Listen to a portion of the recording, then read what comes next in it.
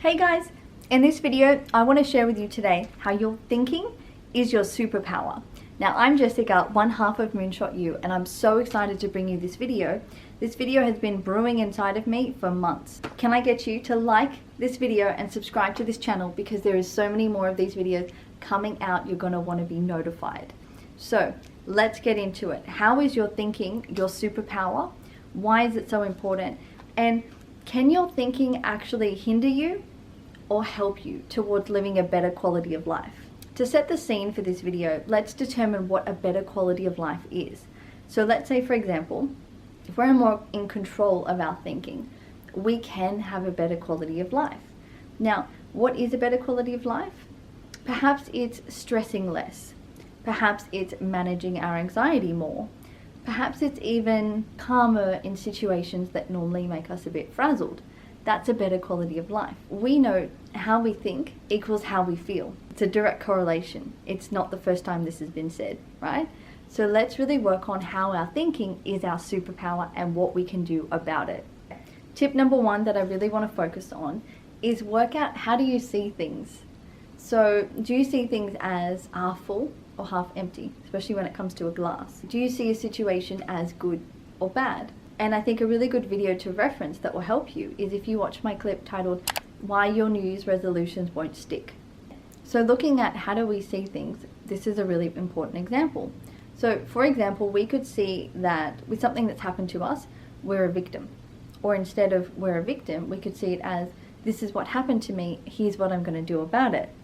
Another example that we can use is an example Dr. Wayne Dyer put so eloquently inside of one of his books, where he goes, you can be mad about the traffic. How do you see the traffic? Now, we know every day we have to drive to work, for example, or we have to drive somewhere. We know there's going to be traffic. Now, someone can be stuck in traffic in the morning at 8 a.m. Then when he comes home from work at 4 o'clock, 5 o'clock in the afternoon, he can still be cranky about the traffic in the morning. And he can still be like, oh God, the traffic, you know. And then the example he put is, you know, Mummy, why is Daddy so angry all the time? The traffic. Mummy, why are you and Daddy getting divorced? The traffic, right? So how do you see these situations? Whereas instead in his book, he goes, hey, I actually had to get stuck in traffic to drive all the way to my work for an hour each way, that I use that time to learn a language or to do something cool or to put my thoughts together for my next book. So for me, how do I see traffic? I see it as a time to catch up on my phone calls or to listen to an audiobook that I've been waiting to catch up on. So the key point here, number one, what we really want to do with our thinking is see, how do we see things? Which colored lens? Do we see it as a positive thing that happened to us or a negative thing? Do we see this situation as something temporary or something life-changing? Really working on how do we see something will really, really help us. Tip number two, is your thinking made up of the right stuff? Because this is a really common theory that have been going around for quite a while.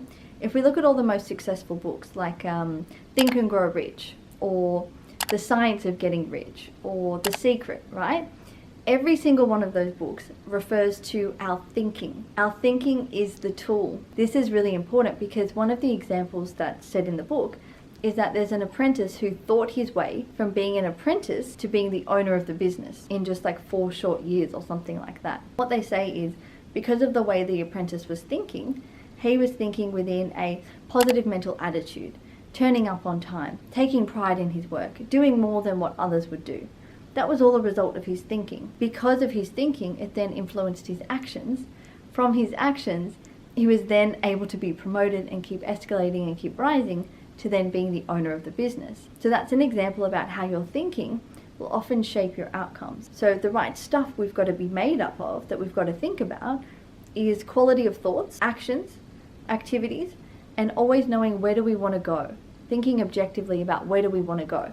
So if we want to be a good person, what do we need to do? Where do we need to go to be a good person? We need to pick up the rubbish off the street, for example. These are really good examples about how you can think yourself into better situations by the quality of your thoughts and what you're thinking about. Tip number 3, when it comes to how your thinking is your superpower, is we need to learn how to rise above situations. So the reference is the video where I did how to use your challenges to work for you. In that video, I highlighted some of the challenges Oprah Winfrey went through. She went through those challenges, but she didn't see it as something that would bring her down. Instead, she rose above it. She chose those situations as a chance for her to rise above it. So these are things that are determined by our thinking. So again, how do you see a situation? But how do you think about the situation? You don't think I'm the victim. Instead, you think I am the victim, of course, but I'm going to use this to fuel me. I'm going to use this in a really, really positive way. That's a really good example about how your thinking can act like your superpower. Tip number 4, mindfulness. Mindfulness is simply about being aware, stopping and being present to be aware of your thoughts. Now, how powerful is that? If you stop and take a minute and you start to be aware, what am I thinking? What am I feeling?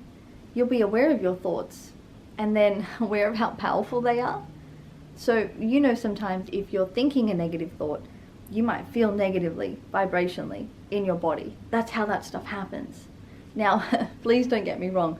I'm not saying you need to think positive all the time. Yeah, positive thinking is the only way to go. It's not like that. We need to experience both.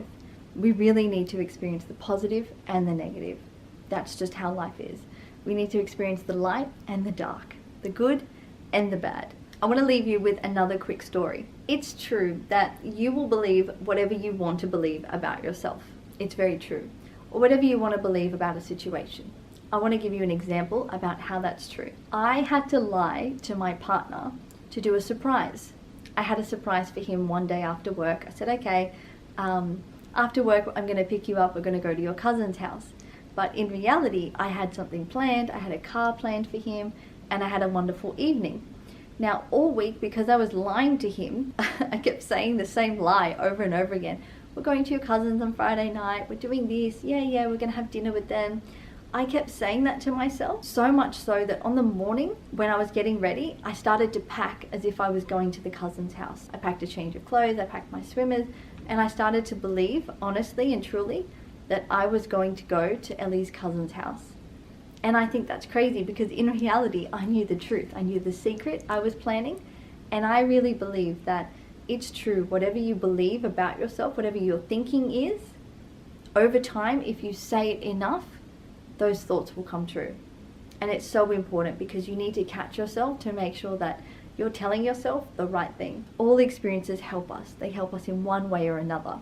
But what I am saying is that our thoughts act like a building block. Now, sure enough of the same type of thoughts will build a wall. If we do that consistently, all of a sudden we're going to have a wall so strong and so big that we actually can't break through it. We can't break it down. We can't smash it in any single way.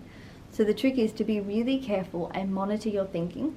Be super duper aware of what you're thinking at all times and check if it's in line with your highest purpose. Is this thought the right thought for me? Maybe even think, does this thought serve me?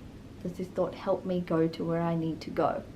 And these will be some really good tricks for you and to keep up your sleeve if you're ever feeling challenged and you need to really understand how your thinking is your superpower. Until then, I'll see you soon.